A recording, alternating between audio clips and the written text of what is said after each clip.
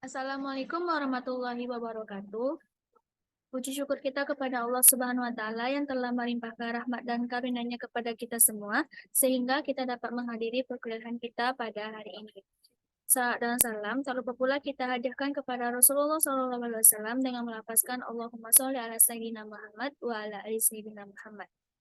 Baik, kami dari kelompok 8 ingin mempresentasikan materi tentang penilaian proyek. Sebelumnya, izinkan kami memperkenalkan anggota kelompok 8, yaitu saya sendiri, saya Syasnita, dengan NIM 210311161, dan Mutia Iza dengan NIM 210311143. Materi pertama, penilaian pembelajaran berbasis proyek akan dipaparkan oleh Mutia Iza. Kepada Mutia Iza dipersilakan.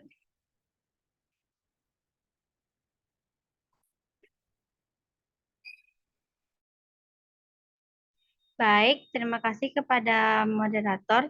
Saya akan membacakan materi pertama, yaitu penilaian pembelajaran berbasis proyek. Project-based learning merupakan sebuah model pembelajaran yang diselenggarakan berdasarkan proyek. Melalui pengerjaan proyek, peserta didik dapat mengkonstruksi suatu konsep melalui pembuatan hasil karya. Karya yang dihasilkan pada pembelajaran berbasis proyek merupakan hasil sintesis ilmu pengetahuan yang mereka dapatkan dan ajang menuangkan kreativitas peserta didik.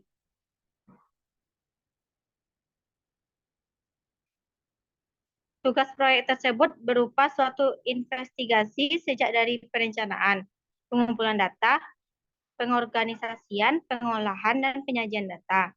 Hasil pembelajaran berbasis proyek adalah sebuah laporan hasil proyek. Oleh karena itu, penilaian yang digunakan dalam pembelajaran berbasis proyek berbeda dengan teknik penilaian pada umumnya. Teknik penilaian yang digunakan adalah teknik penilaian proyek. Pada penilaian proyek, setidaknya ada 4 hal yang perlu dipertimbangkan.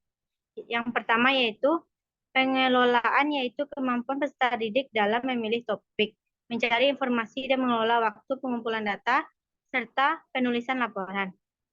Relevansi yaitu kesesuaian topik, data, dan hasil dengan KD atau mata pelajaran.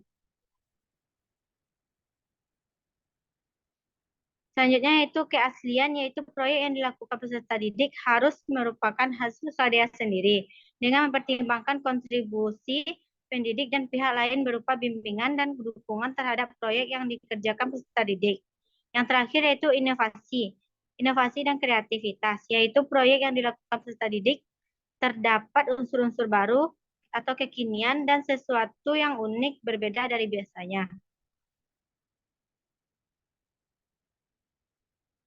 Adapun langkah-langkah penilaian proyek, yaitu perencanaan. Yang pertama yaitu langkah awal. Langkah awal lebih ditujukan pada upaya menyiapkan peserta didik menghadapi sebuah teknik penilaian proyek. Berikut adalah langkah awal yang dapat dilakukan guru dalam melakukan penilaian proyek. Yang pertama yaitu menentukan jenis tugas proyek dalam setahun. Menyusun jadwal untuk masing-masing proyek jika terdapat lebih dari satu tugas proyek. Selanjutnya itu memberikan beberapa contoh laporan proyek yang telah selesai kepada peserta didik. Yang terakhir, tunjukkan kriteria penilaian yang akan digunakan. Pastikan peserta didik mengetahui apa aja yang akan dinilai. Guru dapat menunjukkan penilaian rubrik kepada siswa agar siswa mengetahui dan dapat menyesuaikan apa yang harus mereka capai. Langkah kedua yaitu langkah lanjutan. Langkah ini dilaksanakan pada saat pemberian tugas proyek sampai dengan proses penilaian tugas proyek.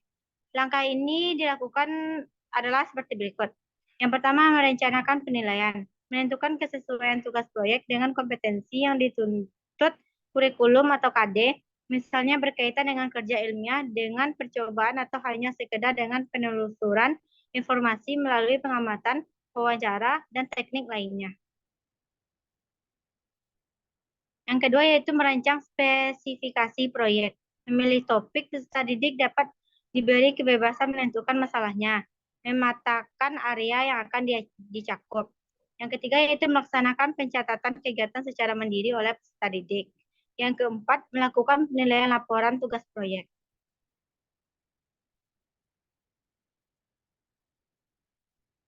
Terdapat 5 komponen dalam penilaian tugas proyek, diantaranya yaitu perencanaan, pengumpulan data, pengorganisasian, analisis data, dan penyajian data.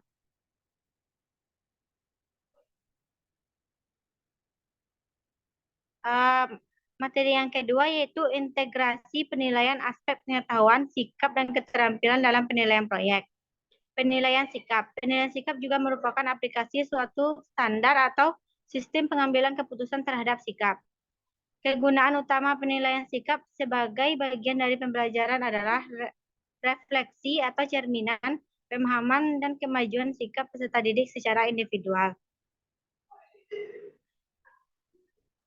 Yang kedua yaitu penilaian keterampilan. Penilaian pencapaian kompetensi keterampilan merupakan penilaian yang dilakukan terhadap peserta didik untuk menilai sejauh mana pencapaian SKL, KL, dan KD khusus dalam dimensi keterampilan. Cakupan penilaian dimensi keterampilan meliputi keterampilan dalam tanah konkret, mencakup aktivitas menggunakan mengurai, merangkai, memodifikasi, dan membuat. Baiklah, hanya itu yang dapat saya sampaikan. Saya kembalikan kepada moderator. Baik, terima kasih kepada Mutia Iza. Materi selanjutnya itu merancang instrumen penilaian presentasi. Instrumen penilaian merupakan alat yang digunakan untuk melakukan penilaian atau evaluasi.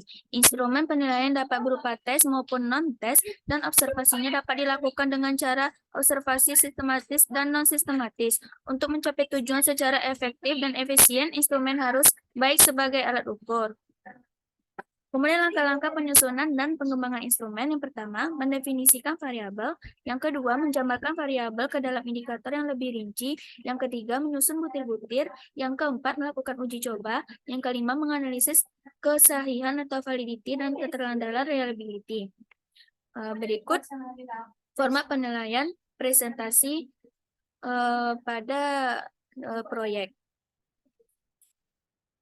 Terdapat petunjuk, yaitu yang pertama arti angka pilihan, yang pertama tidak jelas, yang kedua cukup jelas, yang ketiga jelas, yang keempat sangat jelas. Yang kedua terdapat kesimpulan, sehingga tabel-tabel yang ada dipaparkan ini ada yang A, pengorganisasian penyajian, yang mana indikatornya kesesuaian penyajian dengan topik atau relevansi, penggunaan waktu, penyajian secara efektif. Yang ketiga, penyajian materi dilakukan secara teratur dan berurutan. Yang keempat itu ada penampil penyajian. Yang kelima, artikulasi penyajian.